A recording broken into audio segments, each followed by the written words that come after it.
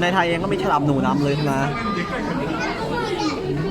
ฉลามหนูน้ำลึกก็เป็นฉลามขนาดเล็กไม่เป็นอันตรายต่อมนุษย์นู่นไงฉลามหนู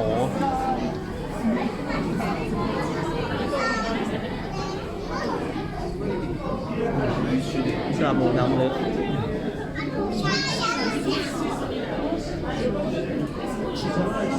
ว่าภาพไปชัดฮะ